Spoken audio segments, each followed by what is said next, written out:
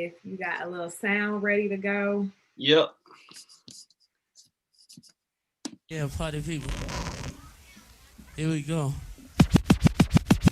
Yo.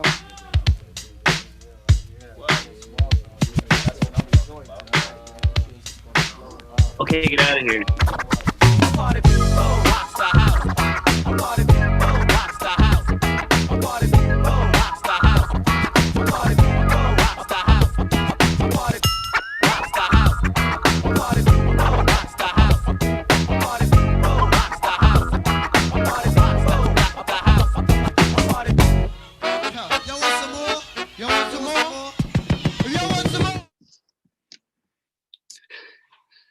Dr. Ew, what's up?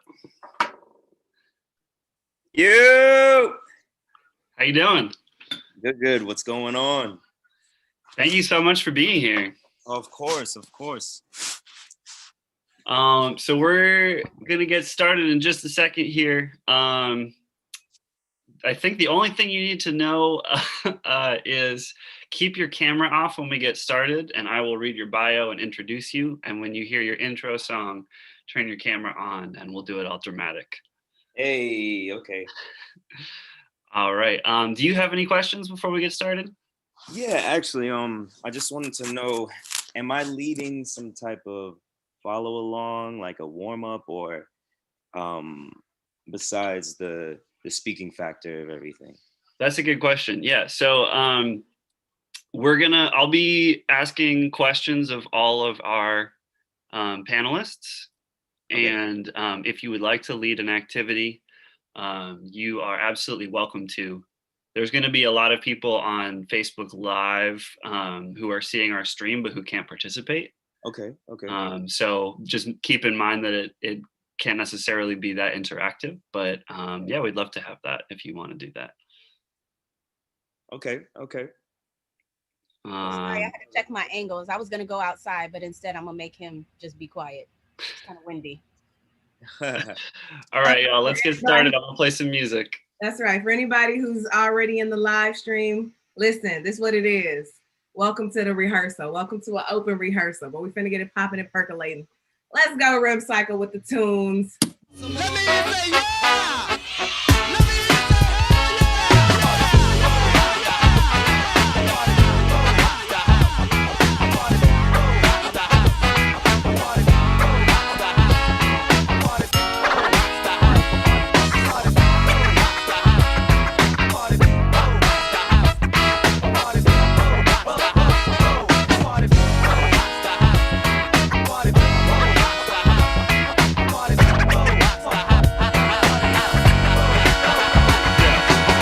Smoke jumper, packing my oral cannon, busting from Okinawa, Japan to Laurel Canyon.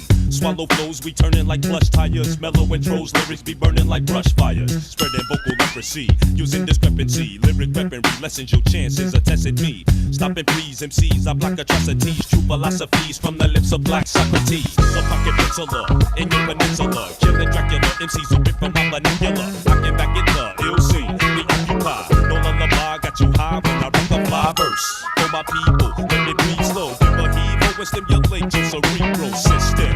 Cut chemists from the beta with tuna, the group the beta. We murder you duplicators, cause I'm an aristocrat and a diplomat. And I'm blessed with the gift of rap, it's like that. I'm the aristocrat and a diplomat. And I'm blessed with the gift of rap, it's like that.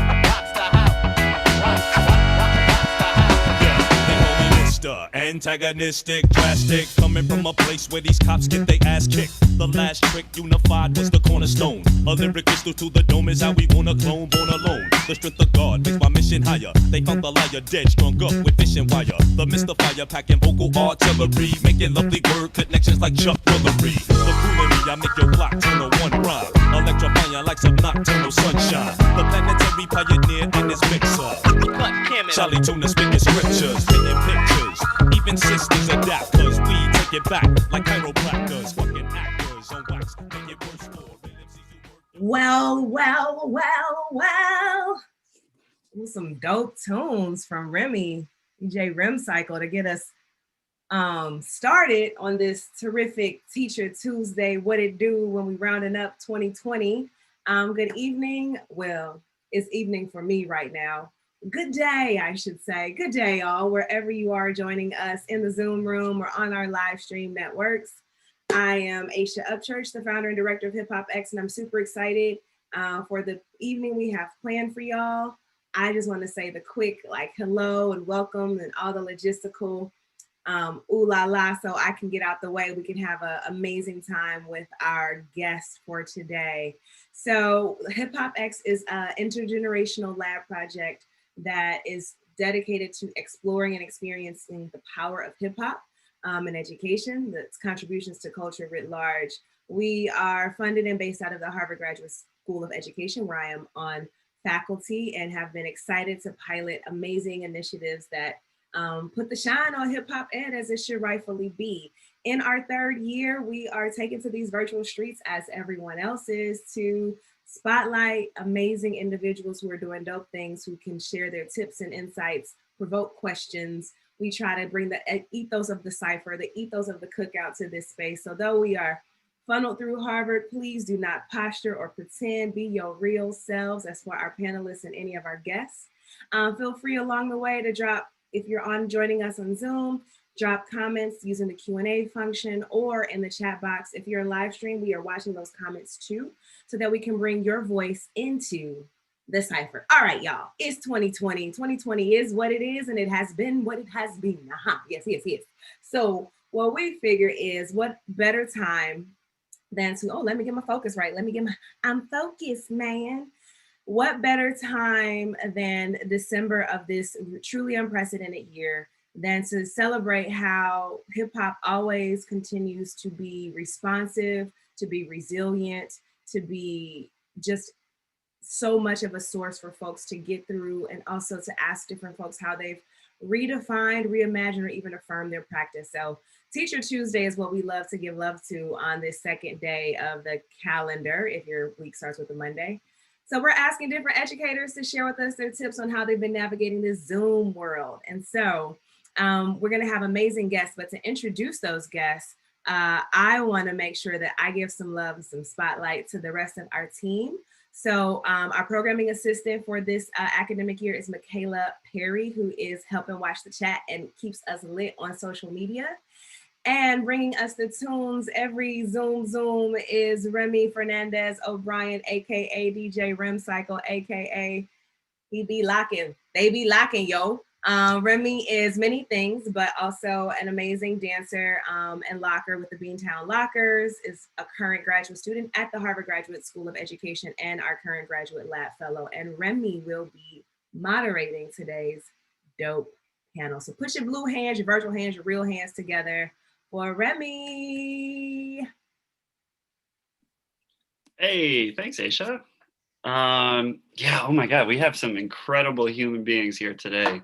A panel of 3 teachers who we're just so excited to be hearing their wisdom about what it means to teach with a hip hop perspective in the year 2020.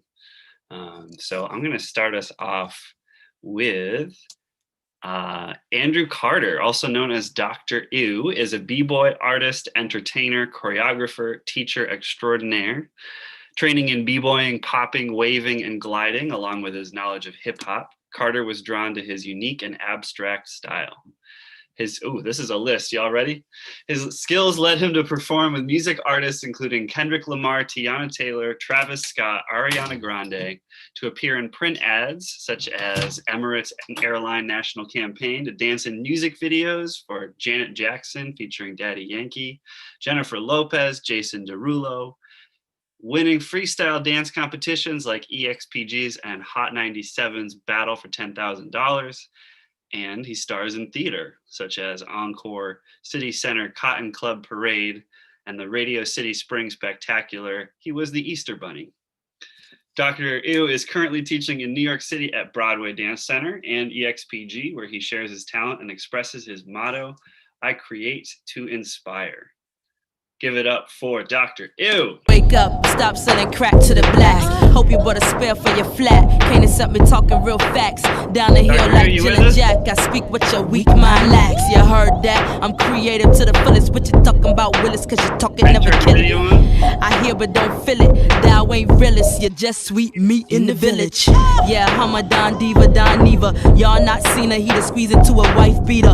Yep, I'm a top leader. I got the Martin Luther King fever. All right, Dr. Ew, thank you so much for being here. Can you guys hear me? Yes, we can hear you. Hey, for some reason the video is not coming on. Huh. Do we need to make you a co-host? That's what we got to do. Can't say I got it. Thanks, Aysha.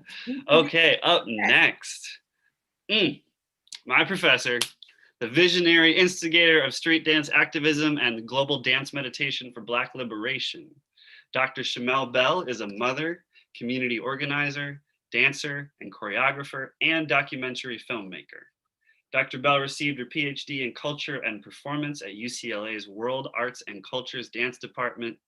She received her MA in ethnic studies from UC San Diego and BA with honors in American studies and ethnicity, specializing in African American studies at the University of Southern California. Dr. Bell is currently a lecturer of somatic practices and global performance at Harvard University and lecturer of African and African American studies at Dartmouth College. Her work on what she calls street dance activism situates street dance as a grassroots political action from her perspectives as a scholar, dancer, and choreographer. Shamell's research examines street dance movements in South Central Los Angeles through an autoethnographic and performance studies lens. Her street dance experience includes featured roles in music videos, award shows, and tours. An original member of the hashtag Black Lives Matter movement, beginning as a core organizer with Justice for Trayvon Martin Los Angeles / Black Lives Matter Los Angeles, to what she now describes as an arts and culture liaison between several social justice organizations. She also consults for social justice impact in the TV, film, theater, and music industry. That is a bio, y'all. Give it up for Dr. Shamell Bell. All my life, been grinding all my life. Sacrifice, hustle paid the price. Want a slice, got to roll the dice. That's why all my life, I've been grinding all my life. Look, all my life, been grinding all my life. How you doing, Dr. Bell? I'm doing fantastic in the Slauson Hills, where Nipsey the Great is from. I would show you outside, but the window a little dirty. I'm gonna still show y'all outside. Y'all have to see these Slauson Hills. Can you see the Slauson Hills even though my window dirty? Can you see that? We can see. Okay. That's beautiful. Shout out to Nipsey. And Dr. Ew, we can see you now. Thank you for being here. Yes, thank you. Pleasure. And finally, last but not least, we have Ryan Parker, is a Connecticut-based educator, youth empowerment activist, the poet laureate of Manchester, Connecticut. He's an author and hip hop artist whose work focuses on centering, amplifying, and embracing marginalized voices. In addition, Parker loves his mama, his daughter Luna, his wife, and organic chocolate chip cookies. Give it up for Ryan Parker. Yo, I'm feeling so happy. I'm feeling so happy. Love how you feel. Man, yo, I'm just feeling so happy. Me too, I'm feeling so happy. I'm just feeling so happy. Sometimes I'm sad, sometimes I'm mad, but now I'm feeling so happy. Yo, haters can hate. Hey, I choose to love. You can throw fists. I throw kisses and hugs. I be the light. I like to have fun. I stay shining bright. You can call me the sun. I love what I do and I love what I think when I say who I am, who I was. I love that I'm true to myself and I know that I love who it is I'll become. I just had to let that play for a little bit because that's a vibe. Thanks for being here, Ryan. Peace, and love. It's an honor to be sharing space with everybody. Thank you so much. And if y'all like that song, that's Ryan Parker and Justice Lopez, Happy Vism. You can get that on YouTube. Yo, Remy, can we run back Dr. Yu's intro since we got the video? Give me a little bounce, Yeah, we can bring that back.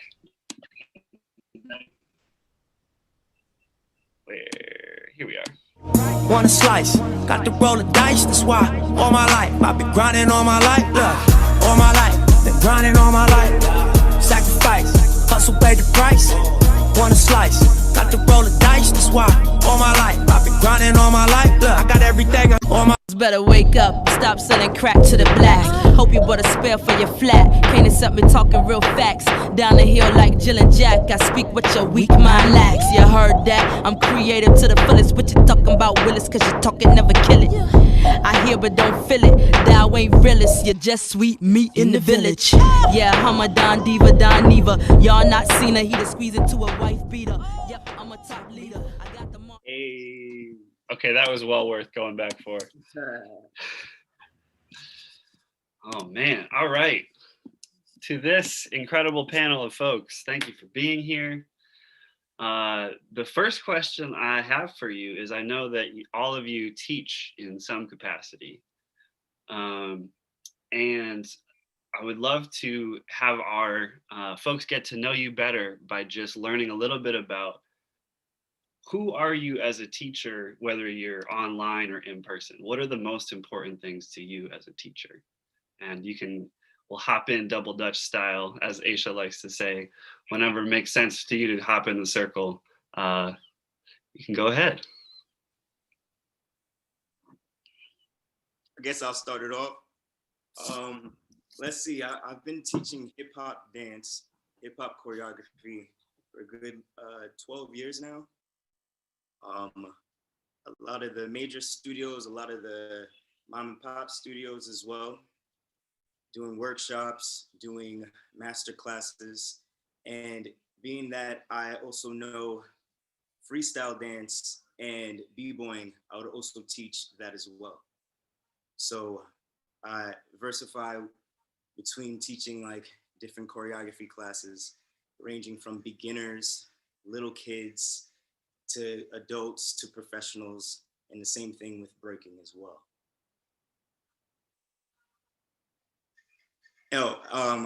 My bad. I could also say that the switch from being in person, because I'm a very hands-on teacher, from being in person to getting now everything being virtual. There's one thing of like learning like a tutorial, but to actually be live with the students and having to express yourself, then dealing with like Wi-Fi and dealing with a whole bunch of challenges. My major thing that I express to them is that if you're here, just be here, not just physically, but mentally, just stay here, because that is a huge different frustration in itself. And I always explain not to be discouraged by the misconnection, because we'll always be connected. If you guys get what I'm saying.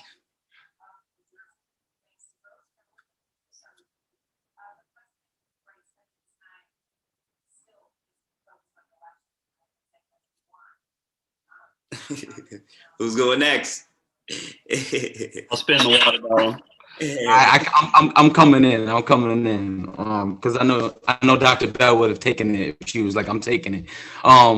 So yeah, the question had revolved around just like who we are as educators. Is that right, Remy? Yeah.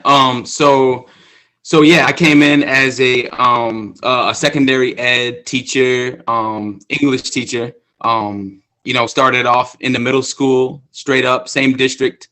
This is my 20th year of teaching, but my position has changed throughout. And so as I was your traditional, English teacher, I really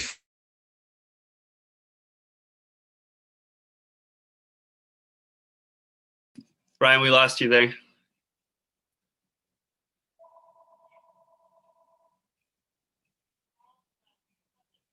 Speaking of not getting frustrated with the misconnection.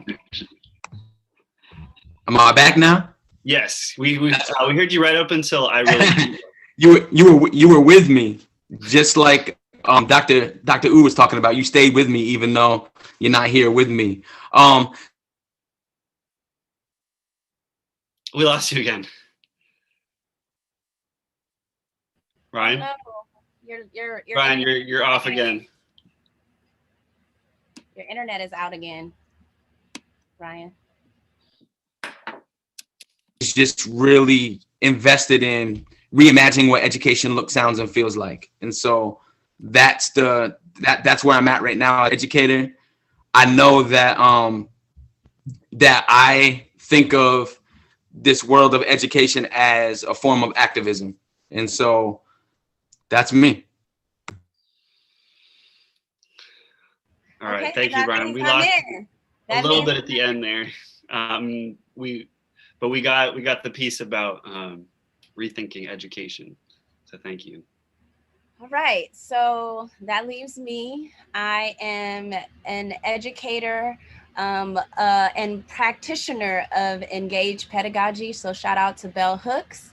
I wear South Central on my back, which is why I had to kind of show y'all, at least for a second. Usually I'll be out there. And I am an instigator of vision and purpose. So I call myself definitely an educator, but not a teacher or, I more, Remy will know, like I facilitate more and ask the questions that, get you to understand what your vision is. And so what I typically say is if you're doing anything for me in this class, then you haven't found your project, your vision, your assignment. And so I try to offer as an educator a healing container and a healthy environment with a focus on wellness, as well as a connection to those on the ground, and not just be a bridge, but offer them, not for us to just study, but for those on the ground or outside of the classroom that wouldn't necessarily have the opportunity to be involved in what we call scholarship, right? And so it not having to be an old dead white man, for it to be theory, finding the theory on the streets and bringing it into the classroom, and from the classroom to the streets. So that's how I educate, and through the body, embodiment. That sound right, Remy? That does sound right. Absolutely. I just took Dr. Bell's street dance activism class, and it was all about how can we bring people in? How can we engage with the community? How can this scholarship be a communal project? And I asked that question about like, who are you at large as an educator? Because I want to now narrow into, as you had to shift from that in-person teaching to the online teaching, what did you feel like was essential to hold on to about that? Or what did you have to be extra intentional about as we changed formats?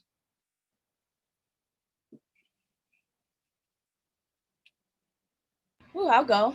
I had to hold on to vulnerability. It was difficult to I'm a very wear my heart on my sleeves. I have the word truth tattooed on my back, and I have to tell people at some point, I got truth on my back. I can't tell a lie. That's just what I am. And so when you have screens, and sometimes it's easy to be disengaged or disingenuous even, or not authentic, because you know how you've heard of you call them internet thugs, or you want to say a lot while you're on the interwebs, but you won't say it to my face, that kind of energy. I wanted to break that. And so I wanted people to show up for themselves. And it's difficult when you can hide behind a computer screen. So I don't know if you remember, Remy, but the first thing I said was like, if y'all can't be vulnerable, I don't think you have the right class, So that's what's difficult when you're trying to educate, and an engaged pedagogy wants you to think about us as whole individuals. We can't get whole if you can't. How you gonna win when you ain't right within? If you don't even know, and you haven't explored your self-awareness or things, in order for us to kind of remember, we did the self-sabotaging behaviors, get deep into the things that people don't really talk about in classrooms. And that's what I didn't want to lose on Zoom. And so I had to try to figure out a way to foster where we feel safe enough because we're still in an institution. So I never offer a safe space in any institution. I said I can offer a healing container that I can hold space for, but vulnerability was key.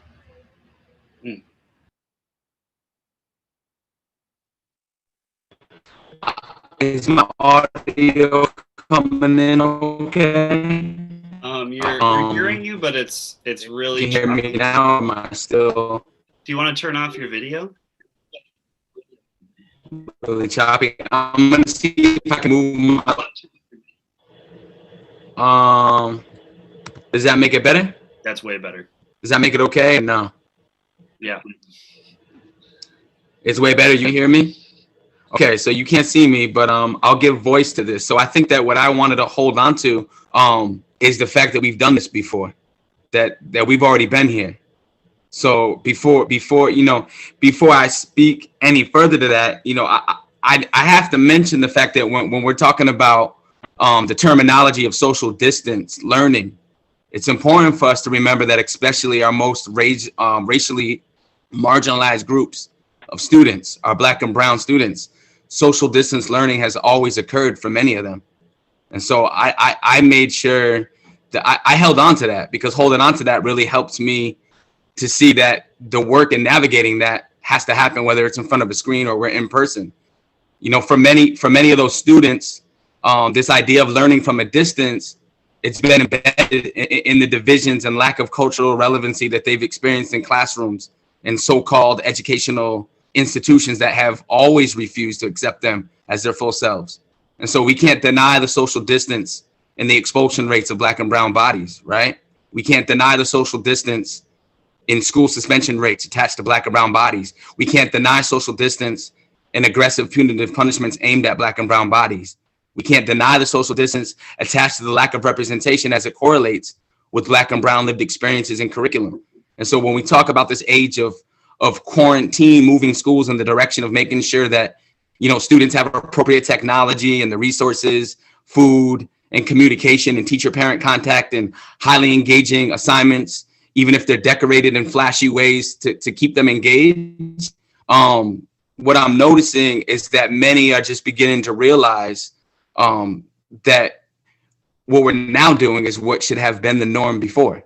So I really hold on to what really keeps me centered, I think, is just knowing that the work has to happen still, whether we're behind these screens doing it, just like it had to happen before.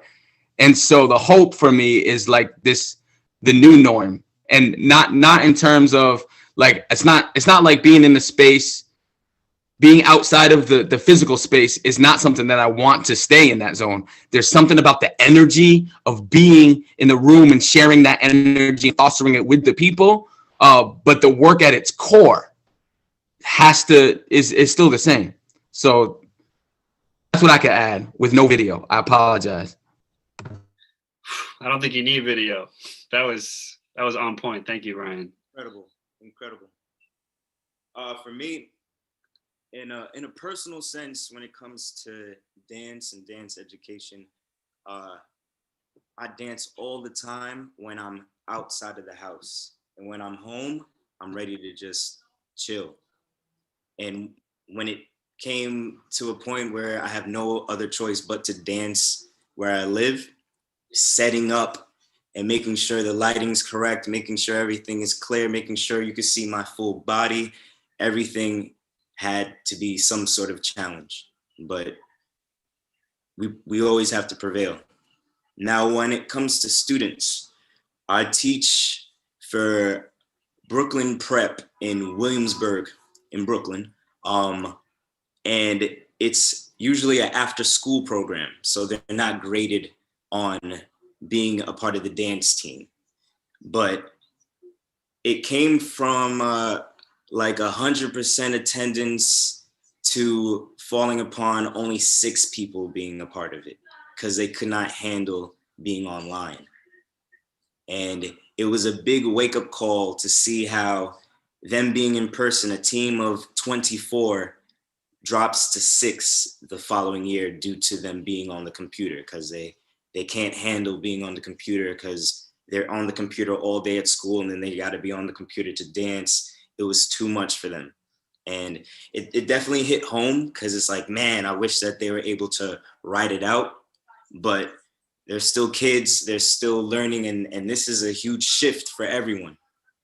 But I will say this, the 6 that have stayed and prevailed and is still with the program is showing a major difference of how they were from the very beginning of the program. So I know that I'm helping and I'm still giving back, and I'm still a part of lives that need that guidance, need that release, because dance is definitely a release. And I know as an adult, we are feeling this pandemic, but these kids are feeling it.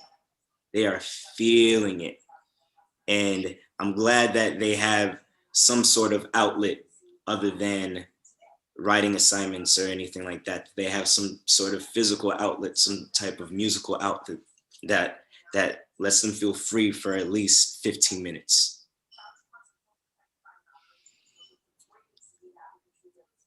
Yes. And yeah, that's where I come from. And that makes me wonder, with the 6 students that you had left, what did you feel like you had to do differently? What did you change? Oh, okay. Good point. So what changed is, besides just teaching them routines and trying to put something together, we gave them assignments. And they're growing up in a totally different era when it comes to dance. Like, there's TikTok, everything is quick now. Everybody's learning a different challenge. And what I explained to them, the challenge for us back in the day is, when a music video was on TV, you would try your best to learn it that time that it was on TV. And if you didn't get it, hopefully you VHS'd it, and then you're rewinding it, putting it back. We didn't have YouTube like that. So I gave them 2 different artists to try and learn this music video choreography. So it was their challenge. I was like, you guys are on your phone all day. This is what we did back in the days. So this is how you have to learn. If you're already learning on the computer, this is the way that we learned it when we weren't in a classroom. Right in front of the television, trying to learn those steps. So that was a switch for them, and they became more interested in like an artist like Missy Elliott, who's huge to me. They're like, oh, we didn't know that she had this music video, that music video. So it was pleasing to see that they got to get more of a history lesson in that sense of dance, like real stuff that they need to know, other than these TikToks and all these challenges and things that are happening right now. You have to know history, you have to know about the past, and that really woke them up and woke up their dance as well. We're getting a lot of resonance in the chat from folks who learned off of music videos. Yeah, thank you. Yep. All the boy bands, yep. Everything. Aaliyah, everything. And being that I'm in the industry, it was nice that I was able to tell them the history behind certain music videos, like who choreographed it, who was the director, who was the assistant choreographer that was really doing the steps, like the true history behind everything, because all that stuff counts. And I feel like that's starting to fade away due to this TikTok culture. That makes me, this is a real question that I've had in my life that I really want to know. If you watch a music video and you're like, that choreographer is amazing, I want to know who they are. How do you find out who the choreographer of a music video is? I feel like they're never credited. They aren't credited, but there are ways to find out. You could always look through, like, you could always Google, but like I would know, say you don't know who the choreographer is, but you see who the dancers are. And then from there, I'll ask the dancer who choreographed that or something like that. Thank you. Slight tangent there, but real question. If you want to know who choreographed it, just let me know and I'll let you know. Okay, thank you. Sort of the same question as before to Dr. Bell and Ryan. What do you feel like were some of the major changes that you made in your pedagogy. Yeah, Lauren says the answer is ask Dr. U. But yeah, what do you think was different in this online teaching era for you? I had to change that. I needed to be more compassionate with myself and the students. I had to change my ability to think anything is about me. I tend to be very much a people pleaser, and I somehow think I did something wrong all the time. You know, like, oh, well, they didn't show up because I was such and such, or I did something. And then it was like, they had the wrong link. And so they were trying to get in, you know, and I'm like, oh, you know, that kind of thing. So it was such a valuable lesson in people are on their journey doing what they need to do in order to crash along my journey. But I should not have an expectation during a global pandemic and possible coup at the time, uprising, all of these things, of what I think they are getting out of the course. That is for them. All I can do is set a healing container, as I said. So what I had to shift was my expectations of what success looked like in a global pandemic. If you showed up, to me, I mean, I probably did say this, but but if you showed up, that was enough, because I honestly don't think that we should be continuing in a capitalist model of producing at this moment.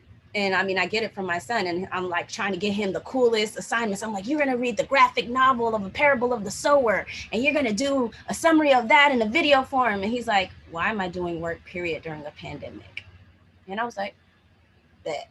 But this is kind of like the Parable of the Sower it's kind of like quarantine-ish and this kind of relates, and we can add history and all that, you know, that I'm trying to make it relevant, you know. But in my classroom now, I had to tweak it so anything is relevant. You breathing in my class, if that's the only time that you meditate and you come in my class and you breathe, that's enough. You won. You won because you breathed with us. Breathe, breath, yep, whatever that conjugation was, you know. So yeah, I really had to tweak what I saw to be engagement during a pandemic. Yeah, you did tell us showing up, and you've done it, and that, I mean, that was both like very huge and important, and like made us feel held, and also I think a lot of us had a hard time with it. We talked about this, like I think the phrase that kept coming up is like, I don't know how to be free, and you know, holding that space for freedom as an educator in a space and an institution that runs counter to that. Ryan, you want to speak on this one? Did we lose Ryan? Oh no, here's you. No, I'm here. I'm just soaking in all the gems. I think that, you know, Dr. U and Dr. Bell, they pretty much covered it. The one thing that I would add in terms of my adjustment, it's very, very difficult for me to not be in a space with folks, to not be in the physical space, and I needed to really get past that. And I you know, hip hop is really all about you make something out of nothing. If you have to, like, you just do the damn thing. So I had to keep that internalized. I had to keep the freestyle mode internalized in terms of, all right, it might not go right. Just like here's a real physical example right now. My audio and camera ain't working at the same time. Still got to keep it moving. Still got to contribute. Still got to add value to the space. And so, all right, it's hip hop. We're gonna keep it popping. So there's that, and then I really needed to figure out how I could still be my animated, full energy self, but behind a screen. So I just came to the realization that I can. That's still Parker. Like, I can still be that, and I'll just put my nose up close to the camera if I have to, like, do that, or I'll back away a little bit and dance if I got to do that. But I'm not in the physical space, but I'm making the best out of what it is that I can right now, you know. And so that's what I would add to it. But everything that the good doctor said is on point for me. Ryan, that makes me want to ask all of you, knowing that it's been really hard, how have you been able to offer yourselves care and to draw on your sources of support throughout this time? I want to open up with just saying that you know, we have the consideration of you know, COVID-19 and you know, all the weight that's attached to that, and even that is racial too. We know that, but for me personally, really, and I don't want to sound cliche or redundant, and there's a sadness in the fact that I would even be worried about sounding redundant about this, but I was hit very, very extra hard with the racial turmoil that has always existed, but was highlighted and italicized for some, with Floyd, as like a lot of folks were. But I'm speaking about me, and that was really, I'm still putting pieces back together. And I've been fortunate enough to have Black and brown folks to heal with, to process with, because it had really felt like I was putting pieces of myself back together, and then damn, another name, another, you know, another one. So shattered again. So, and it hit me in a different kind of way. And if you know me, then you just know that's typically not like who I am, but it really, really devastated me. And so when you're talking about this self-care, and really tuning into how are you preserving yourself in this while still giving to others. I'm glad that you raised that, because for me, it really had been that deep reflection and processing, but it also had been hip hop as a form of therapy for me. It had been hip hop, particularly the element of emceeing, co-creating with other artists, writing about it, processing it, thinking about it, poetry, and also being open and vulnerable with my students, and being able to be that human being, like, hey, this is real for me. And there's the stress of COVID-19, but I also got to talk about like this race joint right here, because this is, I don't even feel like I can protect Black women right now. And I don't feel protected myself. And so that's a part of who I am as a whole human.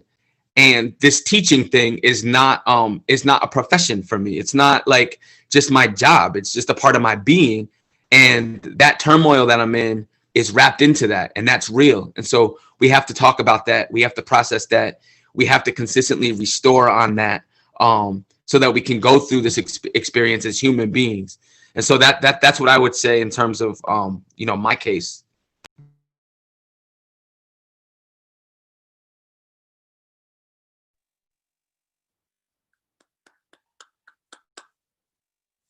Beautiful, beautiful.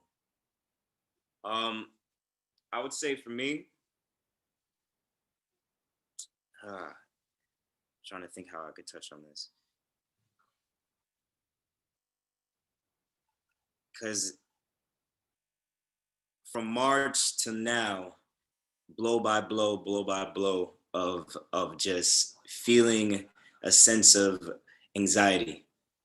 And I always try my best to remain calm, and I always try my best to make sure that I'm aware that I'm a leader in a certain position. And I kind of stayed away from teaching adults and took more of the route to teach more kids from high school down. And I always wanted to be that encouragement. I always wanted to be that person to make sure that they were getting something out of it. And I'm teaching kids that don't dance at all to teaching kids that are amazing for their age.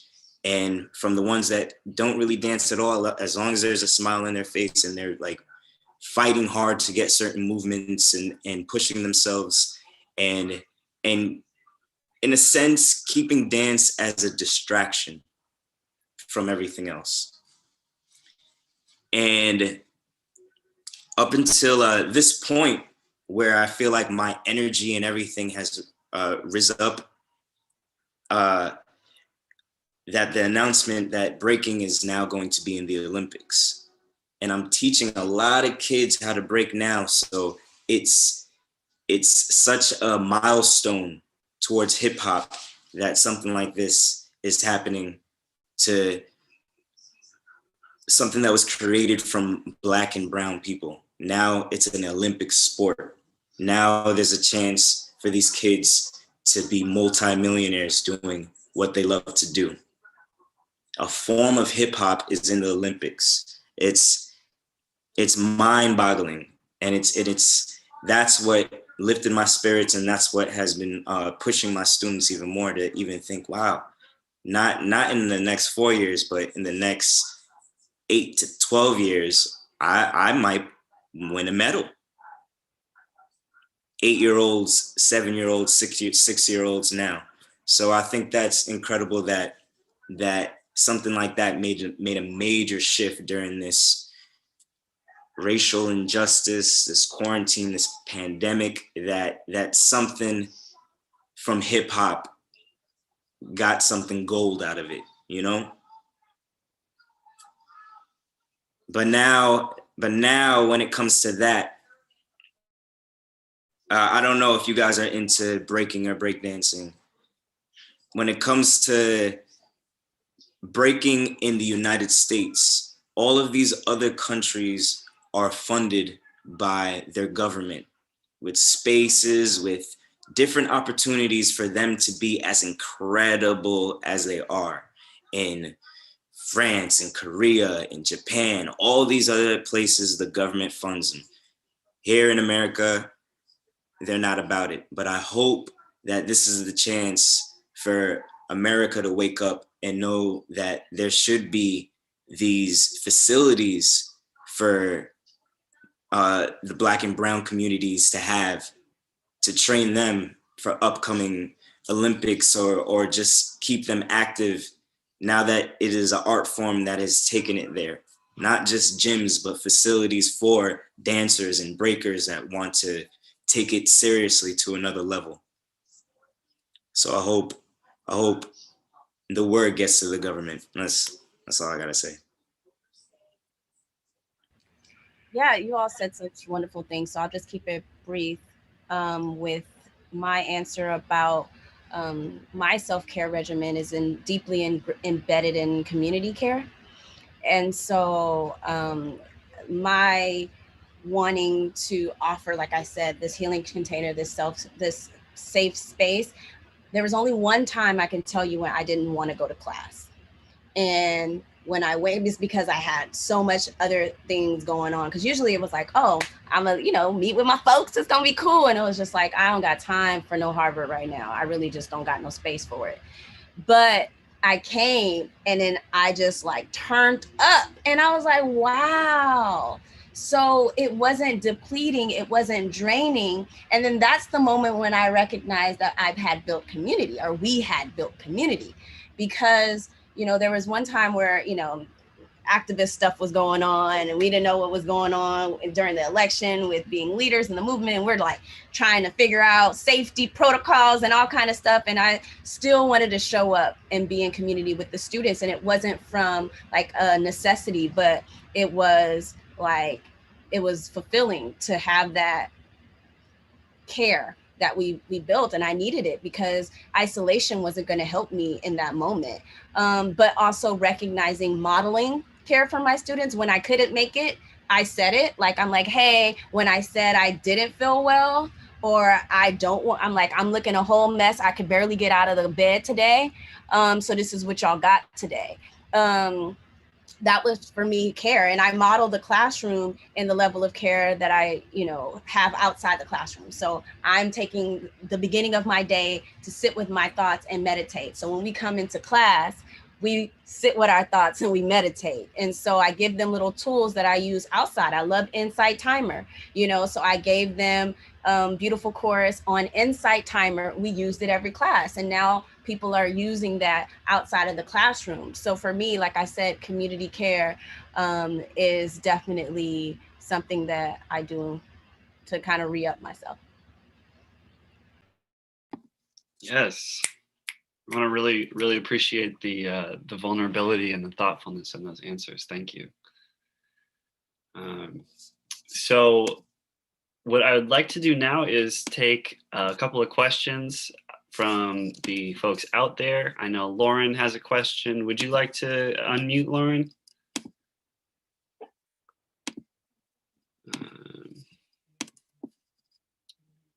I can't. Yes, there we go. I was gonna say, I don't think I can do that. So thank you.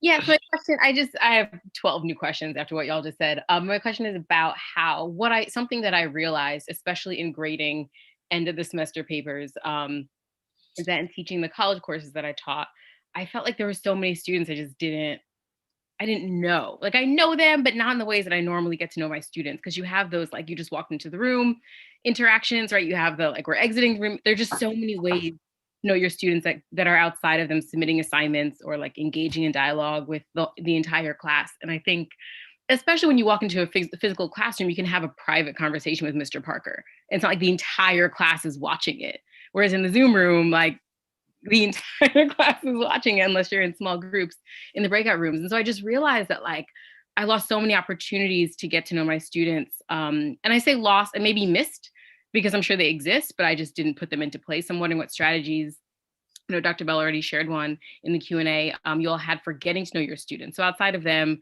showing up and submitting assignments, like how did you know them as people in a Zoom room or a Google room, whatever you used, WebEx room? Thank you.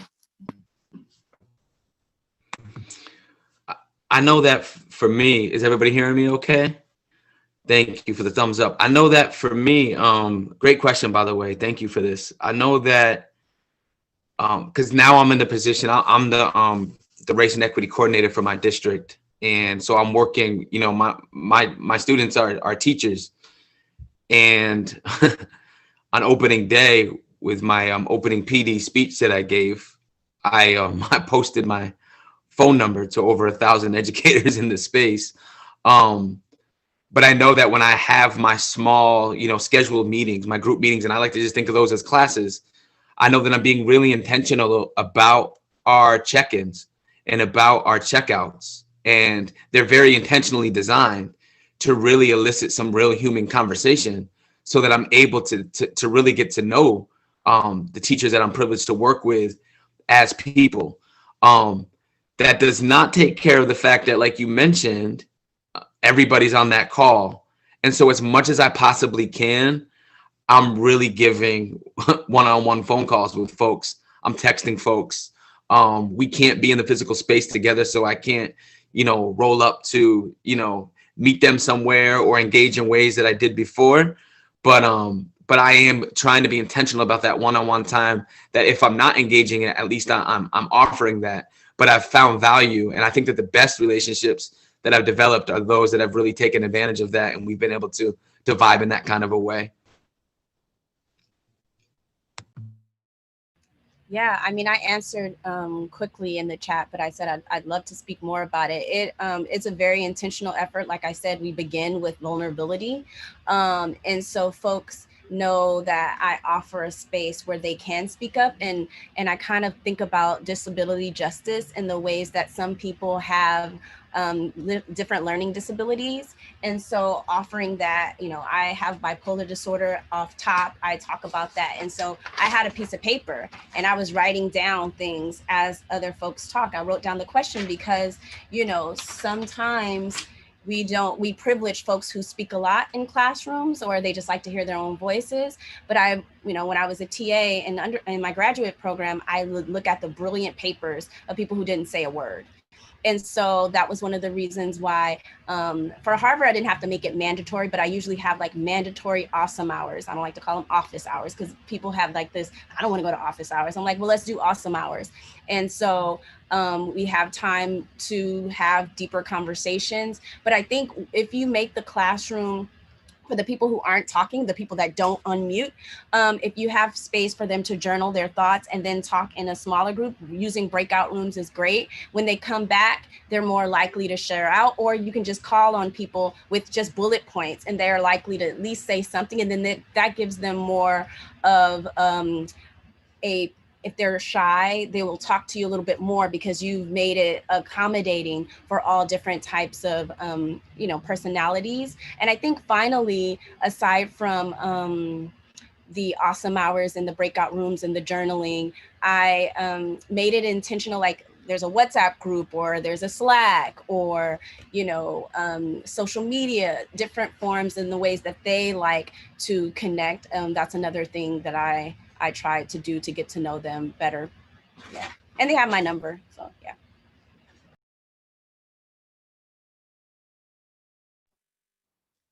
Hey Lauren, what's going on? I guess for me, it's a little different.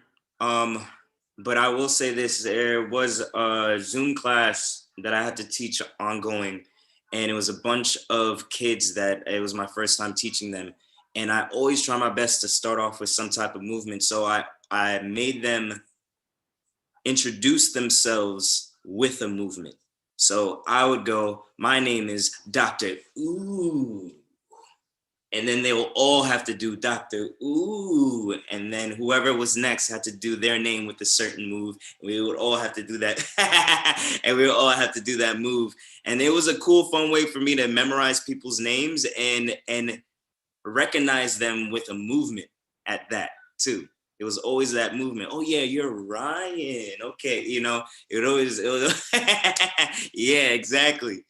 But that's how it worked with me when it came to attendance and making it a fun, creative way of knowing names and feeling like a part of something. Awesome. And April, I love this question in the chat. Do you want to share it in your voice? Sure. Can you hear me? Yes. Okay. So I feel like 2020 has been sort of the year that art got us through. Everybody's been talking about that, like how central art has been to sort of like our mental well-being, emotional, all that stuff. So was there a particular art piece, book, performance, song that helped you get through this year?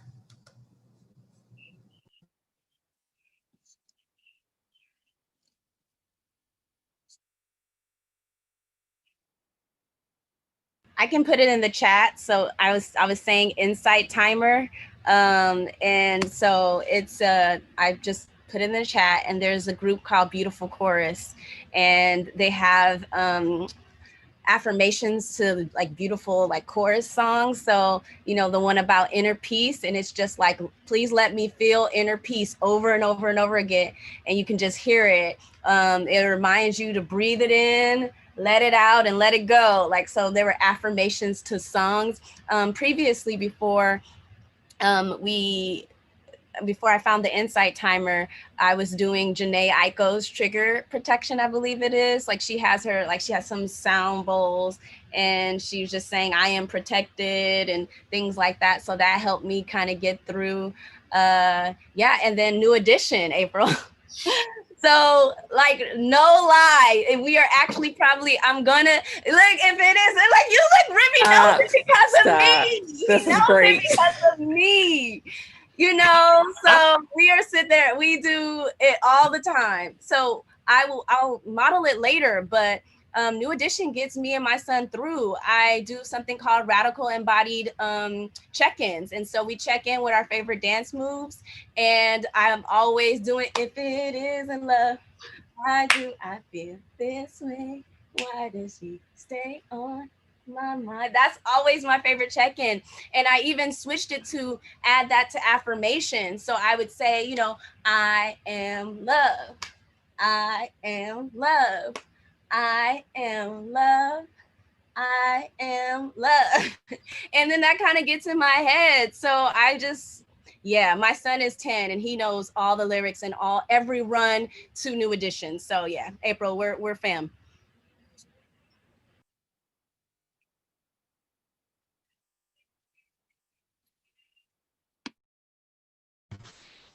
I know that my joint that was getting me through was it was that try Jesus, but don't try me, 'cause I throw hands.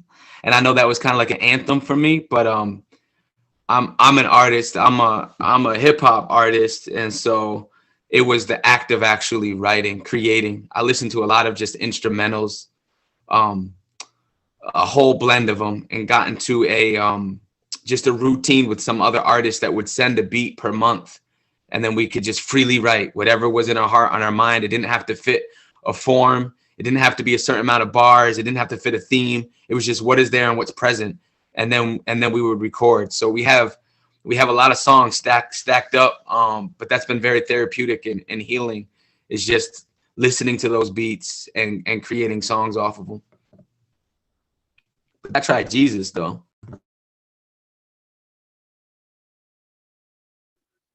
Dope. Now, for me, when it came to music, definitely that Black Panther album with all that Kendrick on it, that was screaming to me loud. But I felt like I had to really get inspired. I had to step away from the music and step away from dance. And I started to watch a lot of old films.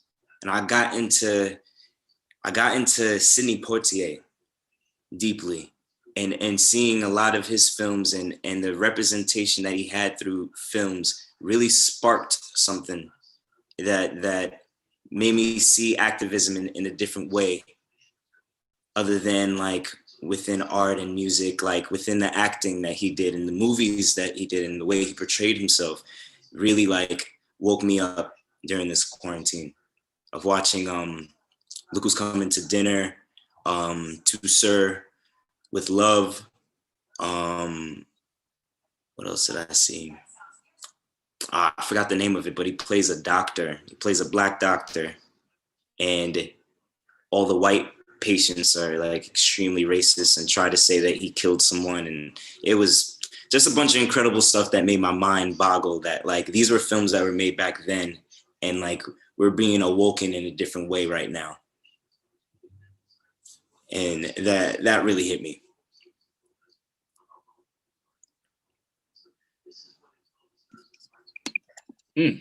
Thanks, y'all. We got all those. No Way Out, is that the movie? Got those recommendations going in the chat. What I would love to do now is take a little bit of time. This session was advertised as teachers come get some tips, some tools to add to your tool belt for online teaching, because we're going to be doing that for at least a little bit longer. So Dr. Bell, I know we forgot to do yours at the beginning, but would you like to do it now? And then maybe Dr. U, and then we'll close out with Ryan's. Yeah, we were, I showed April it anyway. April, we already did your question. Was there a particular art piece, book, performance, song that helped? Yeah, and that was what I was going to show y'all, what I do, the radical embodied check-in. So I usually do it one by one, but if we have a larger class, it's still fun to have everyone unmute their mics.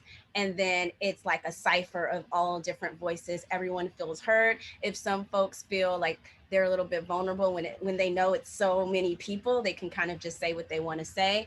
So how it goes is that we say our name, our pronouns, how we're really feeling in that moment. So a lot of people, you say how you're doing, and they're just like, nothing, because they think it's like a greeting now. Hi, how you doing? And so we give a moment to actually do that. But what's most important about this, we do our favorite social dance. And so that's the embodied part of it. So just like Dr. U does we typically do whatever. It doesn't have to be a particular type of dance, just your favorite dance. Even if you don't know how to dance and this is your dance, that's the dance. So the second part we started to add to is because, you know, we come from no music. So we create our music with our affirmation now. So I have you sit there and meditate and come up with an affirmation that you put to your dance move and make that like a song that you're dancing to. And so I usually do New Edition, If It Isn't Love, no lie. And so I usually do the whole thing and I come up with an affirmation and it was, I am love. And so I would do, I am love, I am love, I am love, I am love. And that was my favorite dance move. So that's something that I want to gift y'all for a radical embodied check-in. You give time for people to unmute their mics. If it's this amount of people in the class, I would let everyone go one by one and they can really deeply check in. When it's so many people, I open up the classroom 10 minutes prior and they have 10 to 15 minutes prior. They know that they can come on and they can do a deeper check-in. We check in a little bit and then we do a radical embodied check-in with everyone. So everybody want to do a radical embodied check-in with me? All right, so you unmute your mic. I just gave everybody the ability to unmute if you'd like to join in on this. Yes, so unmute your mic. You say your name, your pronoun, how you're feeling right now, like for real, for real, for real. And then you go into your affirmation with your dance move. Aysha, you know what's up. You got on video because you know you got to check in with me. My first day, let me tell you, Aysha, you remember what I did my first day at Harvard? She crip walked. I crip walked on the Slauson Hills. She started off the semester speed walking. I really did. I had a whole moment. So yeah, we'll talk about that later. But I always do 5, 6, 7, 8 because that's, as a choreographer, that's when we're moving together in motion, and that's a catalyst for the movement. So I'm gonna say 5, 6, 7, 8, and y'all just go. So 5, 6, 7, 8. I am Dr. My name is right now. Just energized by all that we're doing right now. My dance move. I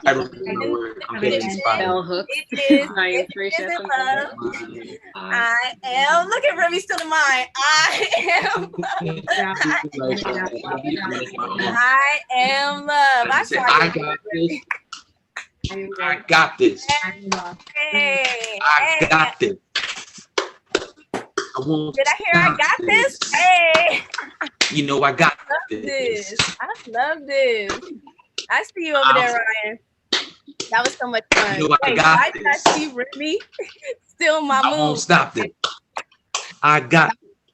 Look at Ryan. Yes, Ryan, you are the MVP. Yeah, so that's the radical embodied check-ins. Thank you so much, Dr. Bell. Oh, yeah, that feels good. Dr. U, you have something you want to hit us with? Well, I always start off my classes with a warm-up, but for certain students, they don't have the luxury of having open space. So when I am in the physical sense of having a regular dance class, one important thing that I always tell them is that you have to feel the music. There's no way that you're standing still waiting for the 5, 6, 7, 8 and then starting 1, you know? At least a head nod, at least a toe tap. Let's show that we're actually feeling vibration other than my voice. You're feeling the music. You have to feel that before feeling a step. So within my warm-up of people who don't have the luxury of space, I make sure that they master isolations of like understanding a head nod, the difference between this and this, inside the sides,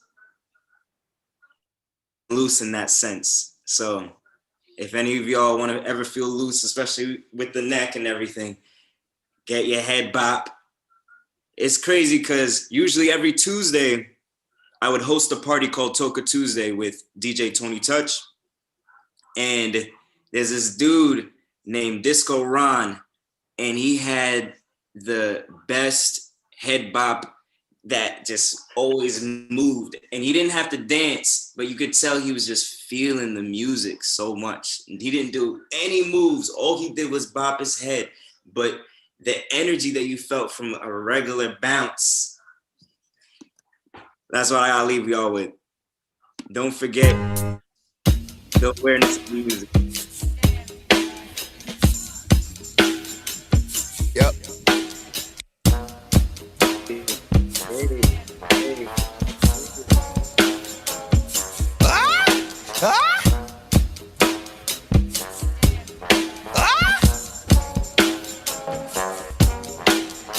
Yes. Yes. That bop though, yes. Mm-hmm. Thank you, Dr. Ew.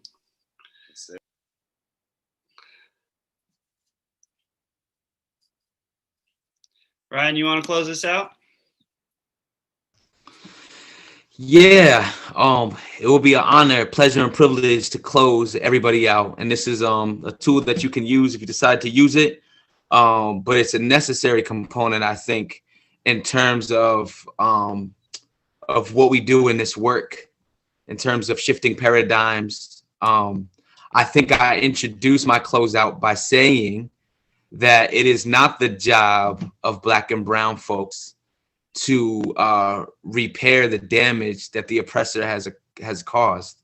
It is not our job to do that. The reason why we do that is because our lives literally depend on it. The reason why we do that is because we are looking to thrive as opposed to surviving.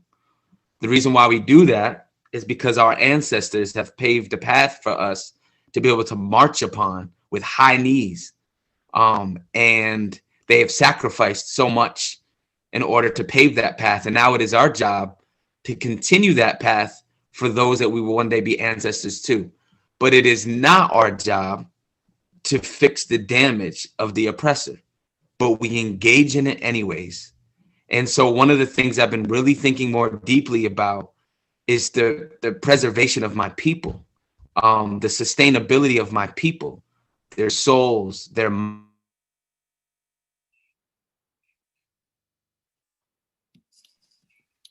Ryan, we lost you.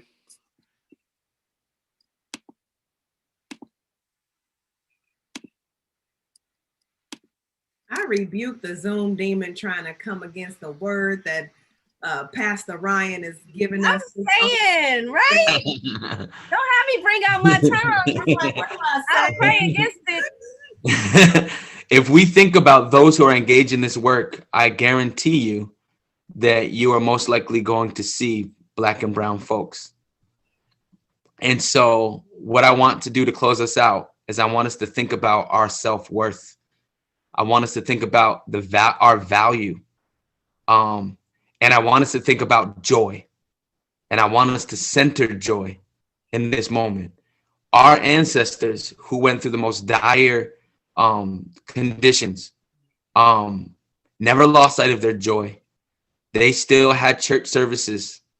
They still had weddings, and they still had birthdays and celebrations, and they never lost sight of their joy. And that is, if somebody takes your joy away, they are taking your humanity away. And we have refused to let that happen.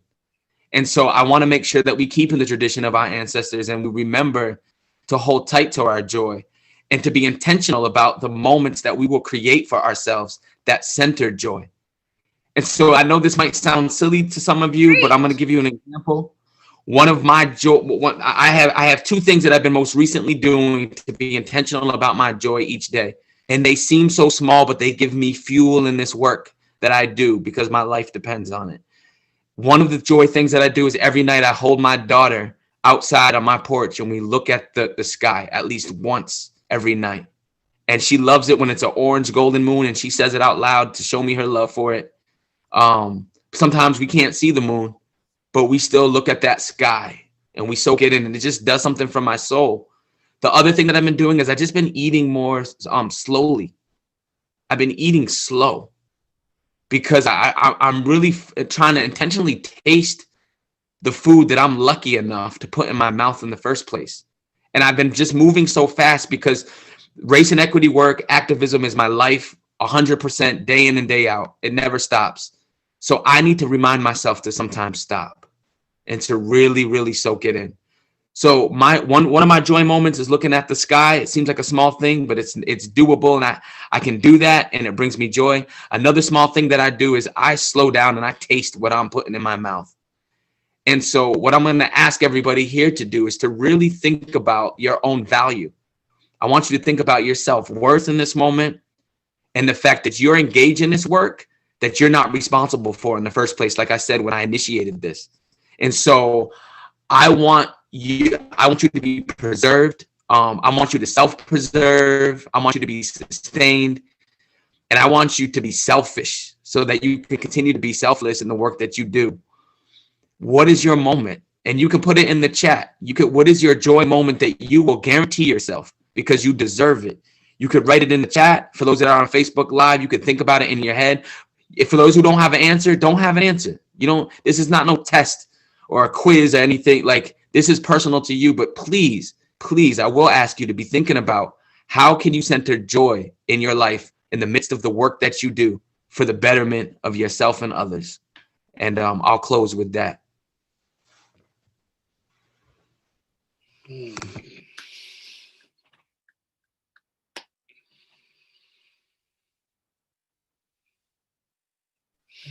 Ashe, ashe, ashe. So we have a question for you. Can I ask you a question? Reverend Dr. Ryan Parker.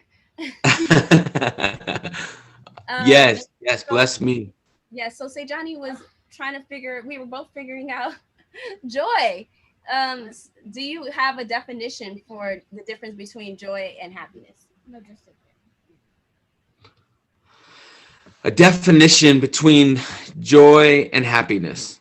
I think that happiness can happen in random situations where something pops off and it makes you feel happy and you smile, you laugh, something funny on TV. Maybe you just wake up and you're happy. For me, joy involves something that was kind of like modeled it. For me, joy involves an intentionality, having a consciousness about how you are being. And when I talk about joy, I'm also talking about it as a form, especially for my Black and brown kings and queens. I'm thinking about it in terms of it being an act of resistance. Mm-hmm. It's a screaming out that I am prideful. I am beyond content with who it is that I am. And I have high knowledge of my capabilities, and I am joyous, and I am choosing to be joyous, even in the face of threats, even in the face of racism, in the face of those who try to speak against my soul, to those who try to murder my spirit. I remain joyous. I am deciding to do that, and I will show that through my dance. I will show it through my lyricism. I will show it through my slapboxing with my friends. I will show it through my laughter, my loudness. So to me, that's the difference between the two. That's how I see it. And joy is very much, that intentionality is very much connected to that joy component. Johnny, say thank you. Thank you. No. Thank you. Thank you. For what? For being exactly who you are and for asking the question, because that's a step to knowledge right there. So I feel like I'm in good hands if you are putting that work in. Thank you. All right, perfect. You can go now. Bye, Johnny. Sejani is a whole professor, a whole I'm writing Sejani's name in for everything. I love Thank y'all. That seems like the right note to end on, right? Conversation with the youth, conversation about joy, conversation about holding on to what we need. Okay, so thank you, Ryan Parker. Thank you, Dr. Shamell Bell. Thank you, Dr. U. Just so much soul nourishment to bring home with us today. Thank you for being in community with us. If you want to drop any sort of social media handles in the chat, I encourage folks to follow these incredible artists, creators, educators. If you have any projects that you want to promote for our Facebook folks, Dr. Shamell Bell is on @Shamell Bell and @Street Dance Activism. Yeah. Tomorrow we have Dr. Shomba Dibanga, is that right? Binga. Mm-hmm. From Origination. She's going to be sharing some wisdom with us as well as we continue this week of making it through hip hop in 2020. Ryan Parker is on Instagram @PeaceLoveParker. Is there a HipHopEX Instagram? Yes, there is. Thank you so much for asking. It's there. Boom, cat. Drop it in Zoom. Build it up. Bring it back. Yes.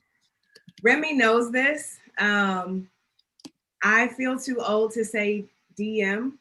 I do. It makes me feel inappropriate. Down in the DMs. I don't want it to. I don't want to be there when that used to be my favorite song. I feel, but anyway, I just want to say that, you know, the power of social media as it has allowed us to find each other and connect through direct messaging or messaging directly. So we just, again, thank each and every one of you all for answering our invitations across various platforms. I think shout out to folks who are on.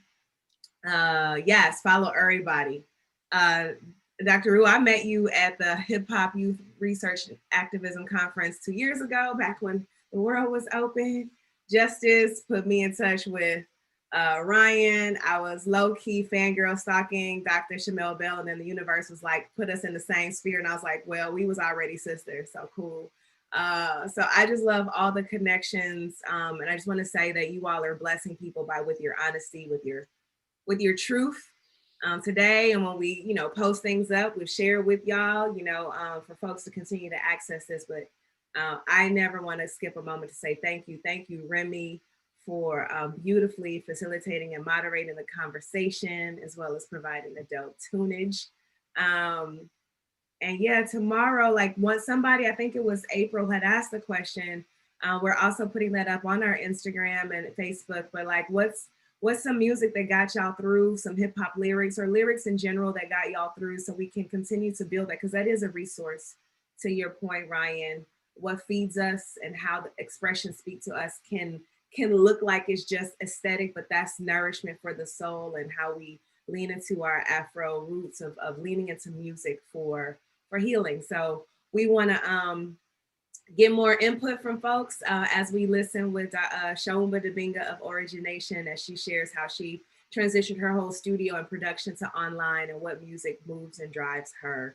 But y'all the dopest on the ropest. I wish I was an MC. I feel like in another life, but in this one they said, you know, why don't you just stick to the two-step? But thanks everybody. Oh, thank you, April. We will grab that. Yes, thank you, Lauren. Shout out to the Hip Hop Youth Research and Activism students who curated a beautiful playlist at the beginning of this year. Hit it up. Shout out to the young peoples. Yeah. So if we want to gesture it out while Remy. Thank you, Mom, to Remy and you. You know how we. Of course. It's all love. I just want to thank you so much. Infinite gratitude. Thank you, thank you, thank you. Ready for action, nip it in the bud. We never relaxing. Outcast is everlasting. Not clashing, not at all. But see, my nigga went to do a little acting. That is for anyone asking. Give me one and pass them. Drip, drip, drop. There it goes an orgasm. Now you coming out the side of your face. We tapping right into your memory banks. Thanks. So click at the ticket. Let's see your seatbelt.